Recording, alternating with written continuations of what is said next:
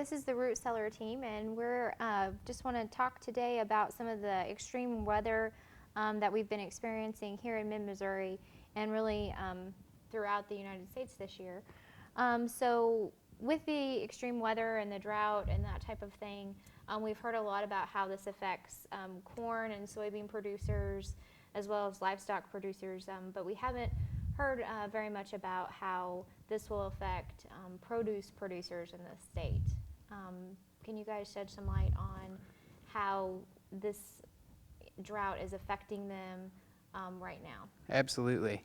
I mean, basically, drought is all that farmers are talking about all across Missouri, whether they be corn and soybean producers, cattle, livestock producers, or vegetable and fruit producers, like Jake and I, and you as well. Right. I mean, we're in historic drought conditions.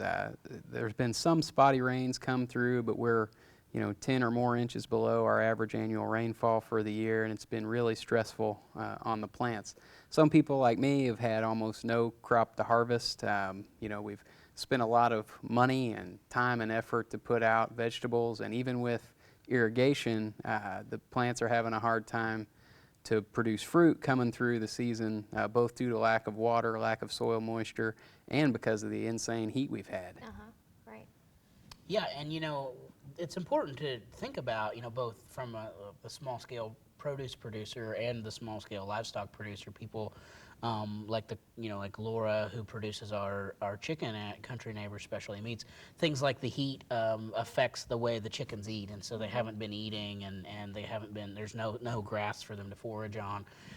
The same is true with our pigs at Nature Fresh. So we're seeing that a lot of small scale producers are having all kinds of challenges, that range from like Bryce mentioned, no production to additional input costs, because maybe we're putting more feed into those animals that then aren't converting that to growth or any of those kinds of things. So it's important to recognize that the small scale producers, honestly, I think in my opinion, are maybe even more impacted than folks like the corn and soybean producers who have safety nets that really allow them to at least recoup their input costs and how much money they had invested, and in some cases to gather insurance and revenue payments that helps them earn a living, where people like us who might have spent hundreds or thousands of dollars in plants and seed and fertilizer and water and who knows what, and then still didn't yield anything from that. We don't have any revenue guarantees. We don't have any insurance programs that allow us to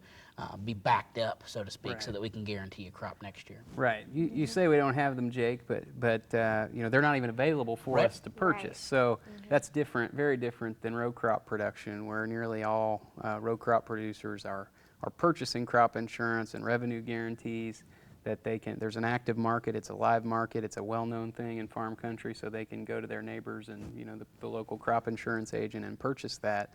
We small vegetable, even small row crop sometimes, and small livestock producers, we don't have insurance policies to purchase.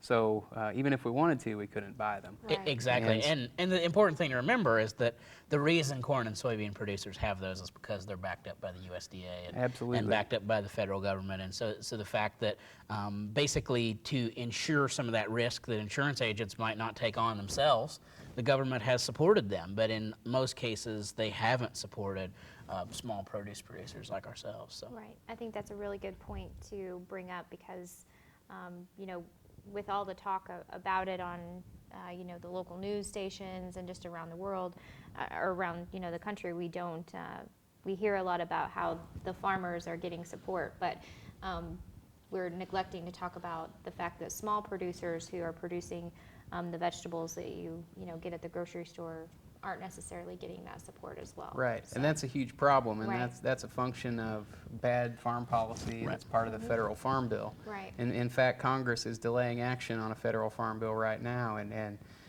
unfortunately, the farm bill that they're likely to pass is going to cut important conservation programs that people like me have access to build water systems to help with this kind of drought. Right. And so the unfortunate thing is, even the few programs that are there to help pay for water systems, pay for fencing, pay for thinning of trees and improving forests are going away to pay for large payouts for crop insurance for row crop producers, and that's very disconcerting. Yeah. So, how does the root cellar, Jake, maybe you can talk about how the root cellar, plans to deal with these issues, since we work so closely with small scale producers who are dealing with these issues right now. Sure. Part of our mission and part of the reason we run the Root Cellar and are part of the Root Cellar team is that for a long time, this group and the other folks that we work with have worked hard to try to create opportunities for new farmers, beginning farmers, what we would call real farmers, people who produce actual food that you can eat, and that is one of the things that we're obviously very concerned about this year, is that it creates really big challenges for those farmers, and so we're trying to mitigate those issues the best we can. I mean, some of the things that we're doing, obviously, is that we have seen price increases on local produce that we're purchasing, and we basically bear that rather than going out and buying a national product or something that maybe was grown in Chile or someplace they're not having a drought. We basically take what a farmer can produce, and we try to pay them a fair price for what they at least what costs they might have in it, and that's one of the big steps that we take. The other thing that we do is that we try to focus on crop diversification. So it's really important at the Root Cellar, through programs like our Bounty Box and our Barnyard Box, that we're able to take a wide variety of products. I mean, we don't just take large volumes of tomatoes and bell peppers and apples, for example. We're looking for large volumes of things like kale and okra and Swiss chard and things that might be secondary crops, things that people could put in the fall or in the winter, so that we can at least help people get something out of this year's crop production. So, I mean, that's one of the, a couple of the ways that we're trying to help farmers deal with that. Also, helping farmers network and rely on each other for ways that they can do unique things.